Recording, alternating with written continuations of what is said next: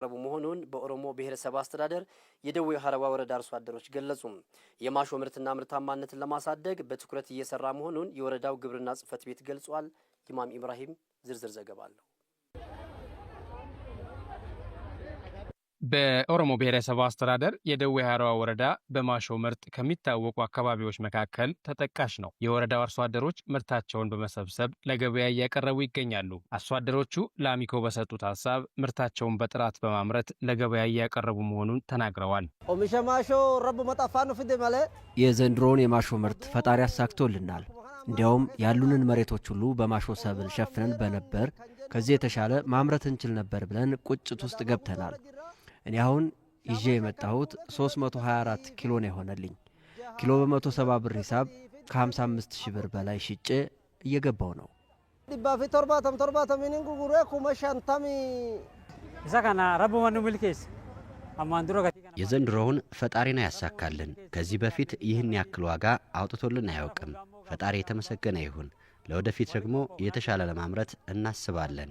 ባለፈው ዓመት ኪሎ በ110 ብር ነበር የሸጥኩት። አሁን ግን ኪሎ በ170 ብር ሂሳብ ነው የሸጥኩት። ለወደፊቱ ከዘንድሮ የተሻለ ለማምረት ተስፋ ሰንቄ ወስኛለሁ። ዋፉለ ዱረት ነማው ማለት ዋን ረድ ወንየቹ ዋን ያነጋገርናቸው ነጋዴዎች በበኩላቸው በአካባቢው የሚመረተው የማሾ ምርት ጥራት ያለው በመሆኑ በቀጣይ በስፋት እንዲመረት ጠይቀዋል። አሁን እስከዛሬ ያለው ማሾና ያሁኑ ትክክል አይደለም። እስከዛሬ ያለው ጥራቱን አያውቁም ነበር። አሁን ጥራቱን ፋብሪካ ላይ ሲገባ ምንም ጥርጥር የለውም። እንዳለ ላብራቶሪ ላይ ሲገባ አንደኛ የወጣ ነው ያለው። የደዌ ሀረዋ ልዩነት አለ በምንም ማለት ነው። አሁን በሻሮ ብታ አለ ባቲ አለ በማንም ቦታ የደዌ ሀረዋ አይበልጥም በጥራት ላብራቶሪ ላይ ማለት ነው። ስለዚህ ገበራችን የነቃ ነው። ስለዚህ አሁንም ደግሞ ነጋዴ ከዚህ የበለጠ ጥራት እንዲጨምር ያስፈልጋል። ምርቱም እንዲጨምር ምርቱም ለወደፊት ምሳሌ ዛሬ እዚህ ገበያ ላይ በቀላል የሚገባው ወይ 800 ወይ 1000 ኩንታል ነው የሚገባው። ከዚህ ላይ 1 ኩንታል ውዳቄ አይኖረውም። ጥራት አስተካክሏል። የደዌ ሀረዋ ወረዳ ግብርና ጽሕፈት ቤት ኃላፊ እንድሪስ ሰይድ በወረዳው ከ1500 በላይ ሄክታር መሬት በማሾ መሸፈኑን ገልጸዋል።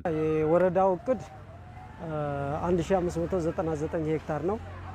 ይህ 100% ተሸፍኗል። ከ1599 ሄክታር ላይ ከሄክታር 14 ኩንታል ነው የምናገኘው። አጠቃላይ 22380 ኩንታል በላይ ምርት አግኝተናልና ይህን ደግሞ የበለጠ አስፍተን እንሄዳለን ማለት ነው ለቀጣይ። የወረዳውን ምርታማነት ለማሳደግ በትኩረት እየተሰራ መሆኑንም ኃላፊው አስረድተዋል። ካሉን ቀበሌዎች ውስጥ 8ቱ ወደ ቆላማ ስለሚጠጉ በ8ቱም ላይ ክላስተር በማዘጋጀት አሁን ዘንድሮ የነበሩ ክላስተሮች አሉ። ከነሱ ደግሞ በበለጠ ክላስተሮቻችንን አስፍተን ምርታማነትን የበለጠ አሳድገን እንሄዳለን ብለን እናቅዳለን። ዘንድሮ ላይ አዋጭ ነው። 1 ኪሎ እስከ 170 ብር ነው እየተሸጠ ያለው። በጥራቱም ከሌላው አካባቢ የኛ ወረዳ ማሾ በጣም የተሻለ ነው፣ ተመራጭ ነው። ስለዚህ ብዙ አርሶ አደሮች በማሾ ላይ እንዲሰማሩና ክላስተራችንን የበለጠ አስፍተን እንድንሄድ የሚያነሳሳ ነገር አግኝተናልና አጠንክረን እንሄዳለን ማለት ነው። በብሔረሰብ አስተዳደሩ ከ4400 ሄክታር በላይ